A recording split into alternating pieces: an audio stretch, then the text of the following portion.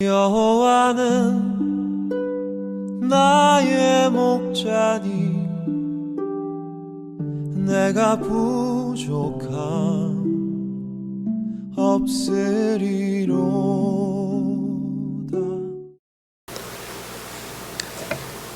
할렐루야, 반갑습니다. 7월 14일 화요일 매일 예배 나오신 모든 성도님들을 환영하고 축복합니다. 다 같이 사도신경으로 신앙 고백하시겠습니다. 전능하사 천지를 만드신 하나님 아버지는 내가 믿사오며 그 외아들 우리 주 예수 그리스도를 믿사오니 이는 성령으로 잉태하사 동정녀 마리아에게 나시고 본디오 빌라도에게 고난을 받으사 십자가에 못 박혀 죽으시고 장사한 지 사흘 만에 죽은 자 가운데서 다시 살아나시며 하늘에 오르사 전능하신 하나님 우편에 앉아 계시다가 저리로서 산자와 죽은 자를 심판하러 오시리라. 성령을 믿사오며 거룩한 공예와 성도가 서로 교통하는 것과 죄를 사하여 주시는 것과 몸이 다시 사는 것과 영원히 사는 것을 믿사옵나이다. 아멘.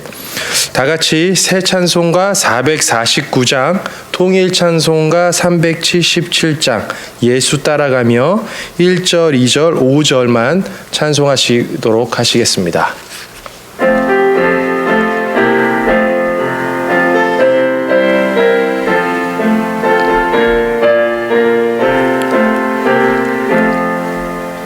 예수 따라가며 복음 순종하면 우리 행할 길 환하겠네. 주를 의지하며 순종하는 자를 주가 늘 함께 하시리라. 의지하고 순종하는 길은 예수 안에 즐겁고 복된 길이로다. 해를 당하거나 우리 고생할 때 주가 위로해 주시겠네. 주를 의지하며 순종하는 자를 주가 안위해 주시리라. 의지하고 순종하는 길은 예수 안에 즐겁고 복된 길이로다. 주를 힘입어서 말씀 잘 외우고 주를 모시고 살아가세. 주를 의지하며 항상 순종하면 주가 사랑해 주시리라. 하고 순종하는 길은 예수 안에 즐겁고 복된 길이로다. 아멘. 감사합니다. 오늘 이 아침 하나님께서 주시는 말씀은 역대기상 15장 1절부터 16절까지 말씀이 되겠습니다. 역대기상 15장 1절부터 16절까지 말씀 함께 보시도록 하겠습니다. 제가 천천히 읽도록 하겠습니다. 다윗이 다윗성에서 자기를 위하여 궁전을 세우고 또 하나님의 궤를 둘 곳을 마련하고 그것을 위하여 장막을 치고 다윗이 이르되 레위 사람 외에는 하나님의 궤를 맬 수 없나니 이는 여호와께서 그들을 택하사 여호와의 궤를 메고 영원히 그를 섬기게 하셨음이라 하고 다윗이 이스라엘 온 무리를 예루살렘으로 모으고 여호와의 궤를 그 마련한 곳으로 메어 올리고자 하여 다윗이 아론 자손과 레위 사람을 모으니 그핫 자손 중 지도자 우리엘과 그의 형제가 120명이요 무라리 자손 중에 지도자 아사야와 그의 형제가 220명이요 게르솜 자손 중에 지도자 요엘과 그의 형제가 130명이요 엘리사반 자손 중에 지도자 스마야와 그의 형제가 200명이요 헤브론 자손 중에 지도자 엘리엘과 그의 형제가 80명이에요. 우시엘 자손 중에 지도자 암미나답과 그의 형제가 120명이라. 다윗이 제사장 사독과 아비아다를 부르고 또 레위 사람 우리엘과 아사야와 요엘과 스마야와 엘리엘과 암미나답을 불러 그들에게 이르되 너희는 레위 사람의 지도자이니 너희와 너희 형제는 몸을 성결하게 하고 내가 마련한 곳으로 이스라엘의 하나님 여호와의 궤를 메어 올리라. 전에는 너희가 매지 아니하였으므로 우리 하나님 여호와께서 우리를 찢으셨으니 이는 우리가 규례대로 그에게 구하지 아니하였음이라 하니 이에 제사장들과 레위 사람들이 이스라엘 하나님 여호와의 궤를 메고 올라가려 하여 몸을 성결하게 하고 모세가 여호와의 말씀을 따라 명령한 대로 레위 자손이 채에 하나님의 궤를 꿰어 어깨에 매니라. 다윗이 레위 사람의 어른들에게 명령하여 그의 형제들을 노래하는 자들로 세우고 비파와 수금과 재금 등의 악기를 울려서 즐거운 소리를 크게 내라 하매. 아멘. 목회자의 목회자로 불리는 사람, 복음주의 목사들 가운데 가장 영향력 있는 목사 중 한 사람으로 평가받는 사람. 2018년 10월 22일 85세 나이로 하나님 품으로 간 고 유진 피터슨 목사를 일컫는 말입니다. 그는 신학교 교수이자 목회자로서 많은 크리스천들에게 깊은 영성의 통찰력을 주었던 사람이었습니다.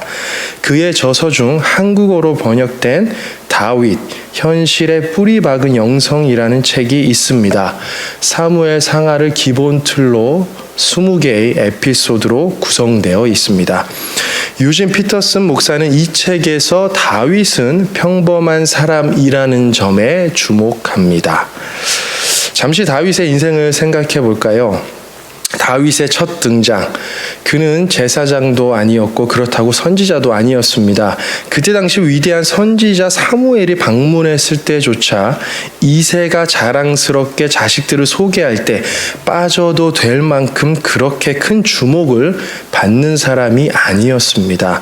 그는 이새의 8 아들 중 가장 보잘것없는 막내였습니다. 그저 양치기였습니다. 멋지게 성경에 등장했던 많은 선지자들에 비하면 다윗, 그는 무명이었습니다. 조금 더 그의 인생을 들여다볼까요? 골리앗을 멋지게 물리쳐서 하나님을 영광스럽게 했지만 사울 왕의 질투심에 많은 어려움과 고난 속에 살았고 위대한 왕이었지만 많은 실수도 했으며 자신의 인생의 큰 오점인 우리아의 아내 밧세바를 범하고 마는 큰 죄를 짓고 맙니다. 말년에 얼마나 힘든 고난 속에 살았습니까? 그의 인생은 롤러코스터 같았습니다. 하나님의 은혜와 고난을 늘 함께 동시에 가지고 살았던 사람이었던 것 같습니다.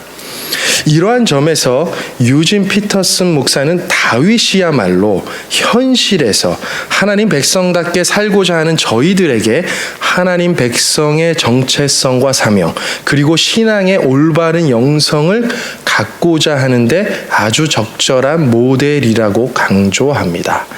그러면서 결국 다윗 이야기를 통해 하나님은 저희의 현실에 동떨어져 있는 분이 아닌 저희의 삶에 함께 하시고 동행하시는 분임을 다시 한번 상기시켜 줍니다. 그는 이렇게 다윗을 말합니다. 다윗, 그의 영성은 철저히 현실에 뿌리박은 영성이었다. 무슨 말일까요? 이 책의 원 제목을 보면 이해할 수 있습니다. 원 제목은 담을 뛰어넘다입니다. 이 말은 시편 18편 29절 말씀이죠. 내가 주를 의뢰하고 적군을 향해 달리며 내 하나님을 의지하고 담을 뛰어넘나이다. 한마디로 현실의 어려움 앞에 하나님을 의지하여 믿음으로 그 담을 뛰어넘었다는 것입니다. 마치 만만치 않은 현실 속에서 살아가고 있는 저희들처럼 말입니다. 이런 다윗, 오늘 본문 말씀이 역대기 상의 10장부터 등장하여 무려 29장까지 에스더는 그의 이야기로 채웁니다. 바로 역대기 상의 중심 인물이 다윗인 것이죠. 그렇다면 왜 다윗이어야 했을까요?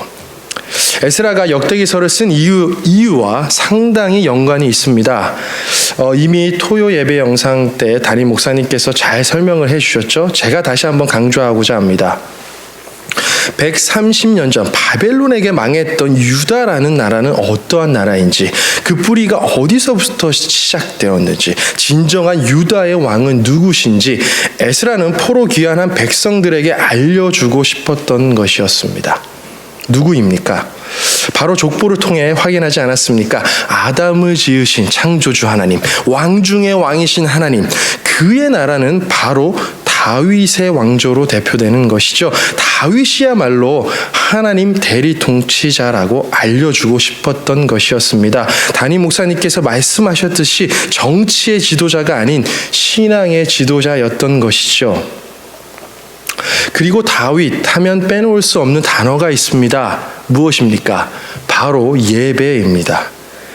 에스라는 포로 귀환한 백성에게 다윗이 어떻게 하나님을 예배했는지 보여주면서 우리도 다시 이 다윗 때처럼 예배가 회복될 수 있다는 희망의 비전을 함께 갖고자 했던 것입니다. 하나님 대리 통치자, 그리고 예배자 다윗, 이러한 수식어를 딱 한 문장으로 표현할 수 있겠습니다. 하나님 마음에 합한 자. 롤러코스터 같았던 그의 인생에서 다윗은 어떻게 이러한 평가를 받을 수 있었을까요? 현실의 어려운 담을 어떻게 뛰어넘었던 것일까요? 오늘 이 아침 본문 말씀을 통해 저희에게 도전 주는 다윗의 두 가지 영성 함께 살펴보도록 하겠습니다. 오늘 본문 말씀인 15장, 드디어 다윗성에 하나님의 언약궤를 옮기는 은혜의 장면이 등장합니다. 하지만 큰 어려움이 먼저 있었습니다. 무엇이었습니까?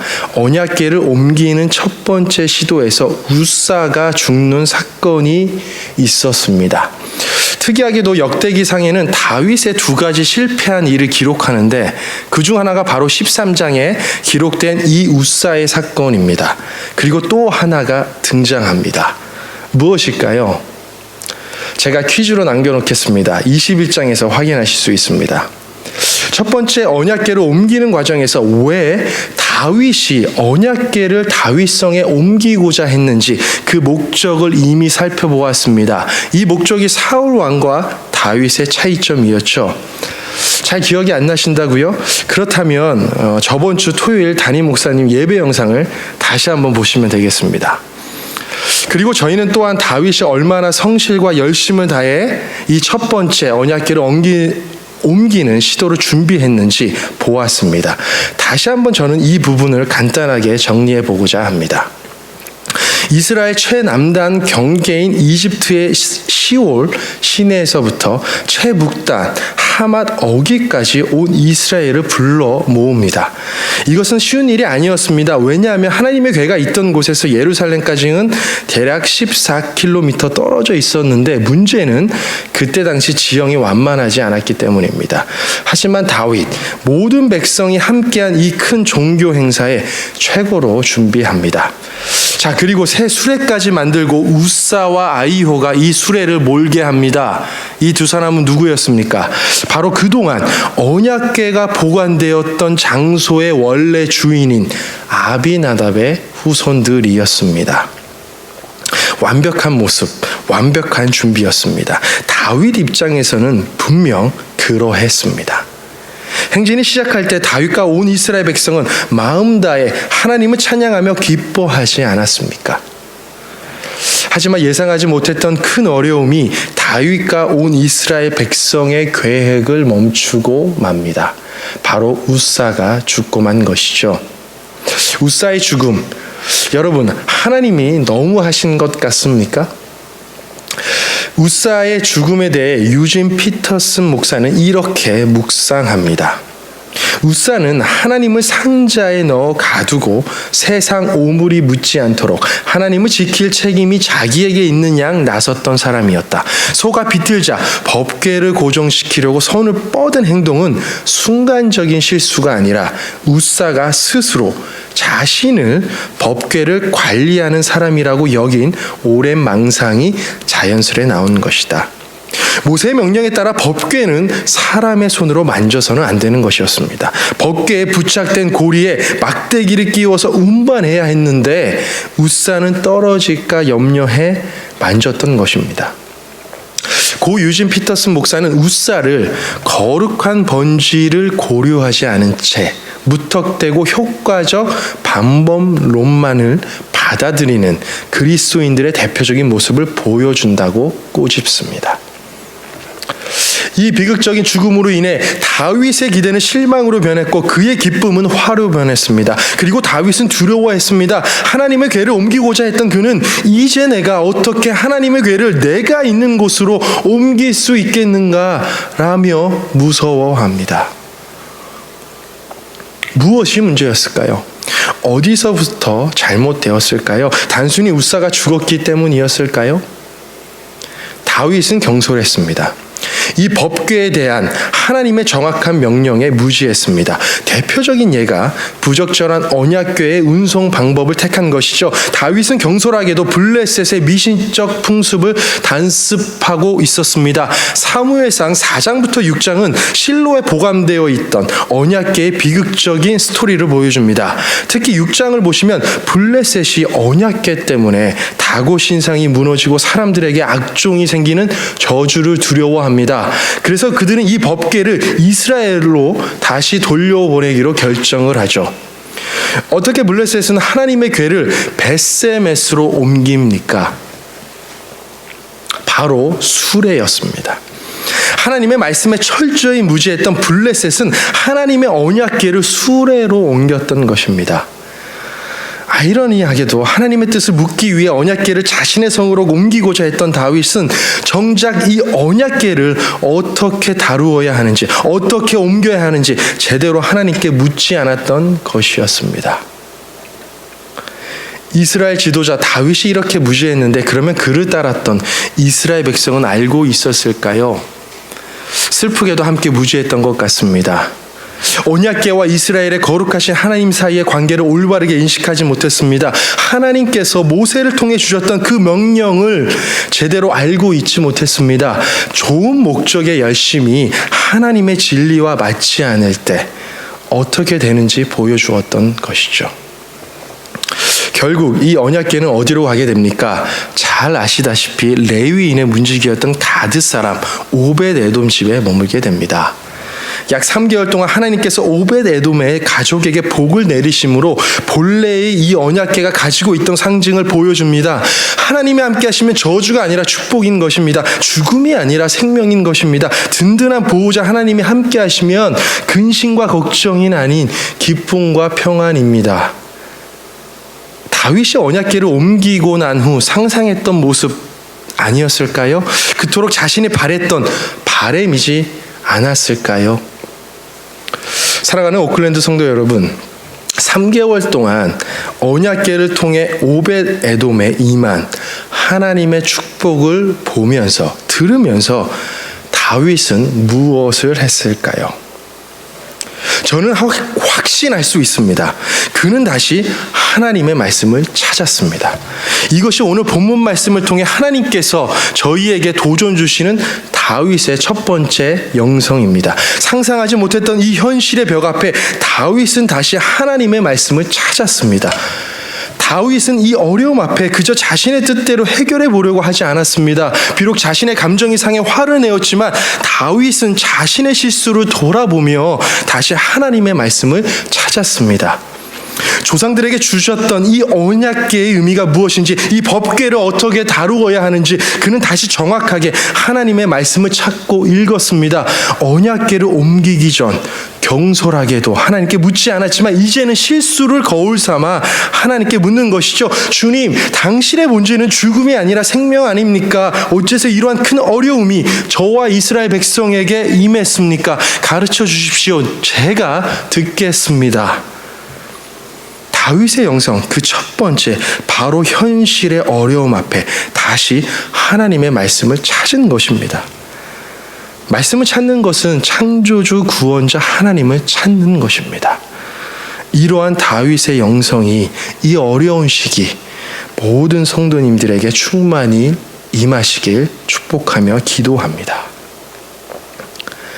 자, 다윗은 하나님의 말씀을 찾고 읽고 그리고 그 다음이 아주 중요합니다. 무엇일까요? 다윗은 하나님의 말씀에 따라 순종했습니다. 이것이 오늘 저희에게 주시는 다윗의 두 번째 영성입니다. 하나님의 말씀을 따라 순종했습니다. 오늘 본문 말씀 2절과 3절 그리고 13절을 보시면 다윗은 하나님의 언약궤를 어떻게 옮겨야 하는지 찾았습니다. 그리고 다시 이스라엘 온 무리를 예루살렘에 모으고 선포하며 정확하게 가르칩니다. 제가 다시 2절과 3절 읽겠습니다.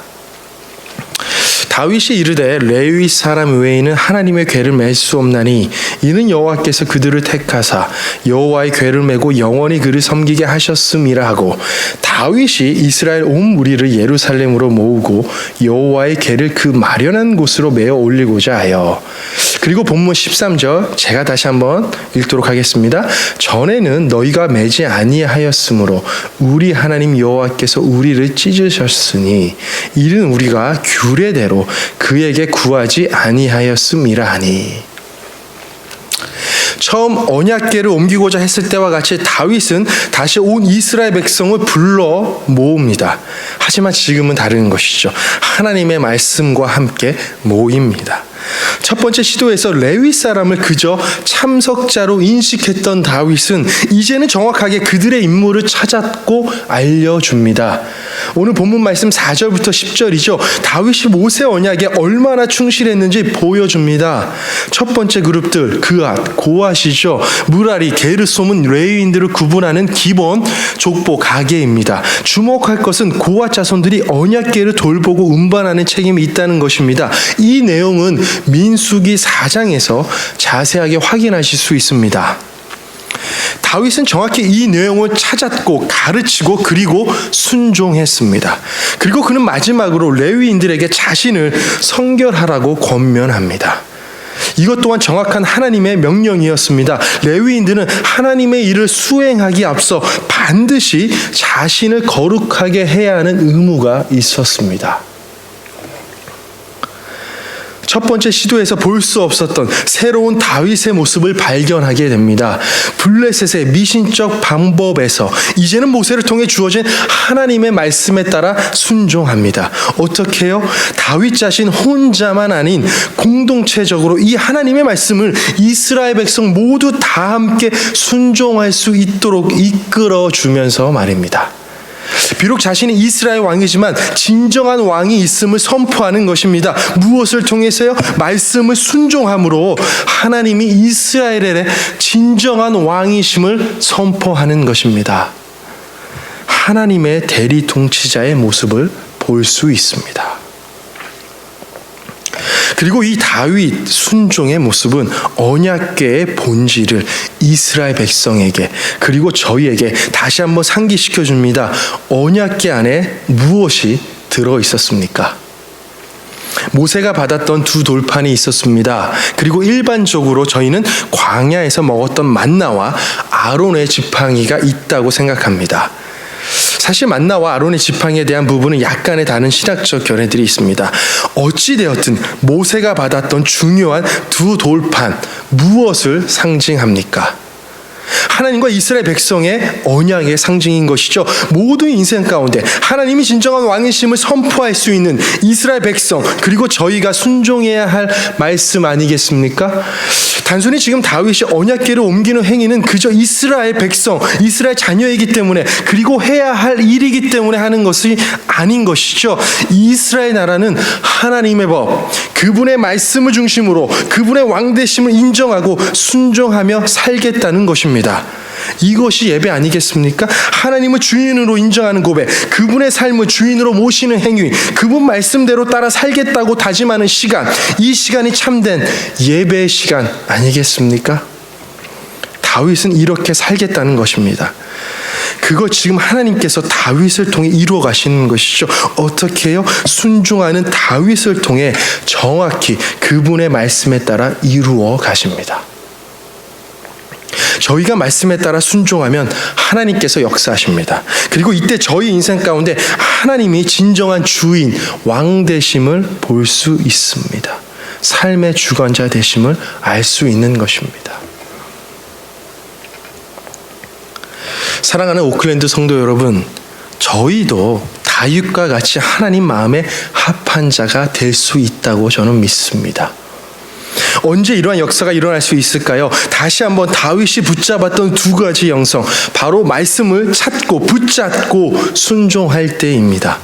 말씀만 읽고 멈추면 안 되는 것이죠. 아무리 말씀에 대한 지식이 있을지라도 이 말씀대로 살지 않으면 하나님의 영광과 그분의 놀라운 역사를 볼 수 없습니다.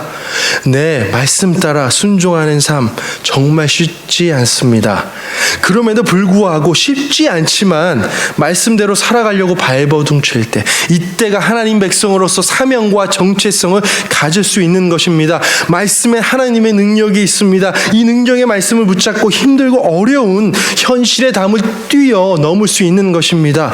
다윗은 그러했습니다. 비록 연약했고 실수도 많이 했고 죄인이었지만 그가 정말 놓지 않았던 한 가지, 바로 하나님의 말씀, 그분의 시 아니겠습니까? 다윗 자신도 쉬웠을까요? 하지만 다윗이 이렇게 할 수 있었던 것은, 우리가 격려받을 수 있는 것은 하나님을 모든 인생의 구원자, 주인으로, 왕으로 신뢰했기 때문입니다. 무슨 설명이 필요하겠습니까? 시편을 보십시오. 그가 얼마나 하나님을 신뢰하며 말씀을 살아가고 붙잡으려고 노력했는지 저희는 볼 수 있습니다. 다윗만 할 수 있는 것이 아닙니다. 오히려 다윗의 인생을 통해 저희는 더 다윗보다 하나님의 마음에 합한 자로, 주님의 자녀로 말씀 붙들고 살아갈 수 있음을 믿습니다. 그렇게 믿으십니까? 저는 오늘 설교를 유진 피터슨 목사의 다윗, 현실에 뿌리 박은 영성이라는 책으로 시작했습니다. 그는 책에서 다윗을 평생 위험 속에 살면서도 하나님과 함께 살았고 하나님 안에 살았던 사람으로 이해합니다. 결코 하나님 관리 책임자 행세를 하지 않았고 다윗에게 하나님은 구원자와 주권자이시며 목자와 바위였다고 말합니다. 저와 오클랜드 성도님들 가운데 이러한 다윗의 신앙과 고백으로 살아가길 소망합니다. 하나님만이 구원자이십니다. 세상의 주권자이심을 믿습니다. 믿음으로 하나님만 의지할 때, 그분의 말씀을 의지할 때 지금 어려운 현실의 담을 뛰어넘을 수 있다고 믿습니다. 이것이 다윗이 현실에 뿌리 박은 영성인 것입니다. 담임 목사님께서도 언급하셨죠. 역대기서의 키포인트 무엇입니까? 하나님 말씀에 따라입니다. 오늘 본문 말씀 15절입니다. 모세가 여호와의 말씀을 따라 명령한 대로 레위 자손이 채에 하나님의 궤를 꿰어 어깨에 매내라. 말씀 따라 순종하면 하나님께서 움직이십니다. 이 다윗의 영성을 기억하셔서 하루하루 하나님과 동행하는 삶 되시길 주님의 이름으로 축복합니다. 다 같이 기도하시겠습니다. 삶의 구원자 되시며 온 세상의 왕이신 하나님을 찬양합니다. 하나님, 다윗이 하나님 마음에 합한 자라고 인정받았던 삶을 생각해 봅니다. 그의 삶은 고난으로 가득했습니다. 그리고 하나님 앞에 때론 연약하며 죄인의 모습으로 살았음을 봅니다. 하지만 다윗이 놓치지 않았던 당신의 지혜, 그 말씀 저희도 놓지 않길 소망합니다. 문제 앞에, 어려움 앞에 원망하기보다는 다시 하나님 앞에 무릎 꿇고 당신의 말씀을 보겠습니다. 그리고 그 말씀 따라 순종하며 나아가기 결단합니다. 가장 좋은 길로 인도하시며 가장 좋은 곳으로 늘 채워주시는 당신의 놀라운 사랑을 의지하며 다시 말씀을 붙잡겠습니다. 특히 이 어려운 시기 더욱 하나님 말씀을 의지하며 하루하루 동행하기 소망합니다. 위로해 주시고 격려하여 주시옵소서. 마음의 불안과 걱정보다는 감사와 평안이 넘치게 하여 주시옵소서. 그래서 늘 하나님의 영광을 위해 살아갈 수 있는 주님의 자녀들이 될 수 있도록 축복하여 주시옵소서. 감사합니다. 예수님의 이름으로 기도하였습니다. 아멘. 다 같이 주기도문으로 예배를 마치도록 하겠습니다. 하늘에 계신 우리 아버지여, 이름이 거룩히 여김을 받으시오며 나라 임하옵시며 뜻이 하늘에서 이룬 것 같이 땅에서도 이루어지이다. 오늘날 우리에게 일용할 양식을 주옵시고 우리가 우리에게 죄진 자를 사하여 준 것 같이 우리 죄를 사하여 주옵시고 우리를 시험에 들게 하지 마옵시고 다만 악에서 구하옵소서. 대개 나라와 건세와 영광이 아버지께 영원히 있사옵나이다. 아멘. 계신 곳에서 늘 건강하게 감사하며 지내고 계시리라 믿습니다. 언제 다시 뵐 수 있을지 확신할 수 없지만 늘 항상 하나님과 하루하루 동행하면서 살아가시길 멀리서나마 교회에서나마 늘 항상 기도하도록 하겠습니다. 힘내시고 늘 항상 평안하시길 바라겠습니다. 감사합니다. 여호와는 나의 목자니 내가 부족함 없으리로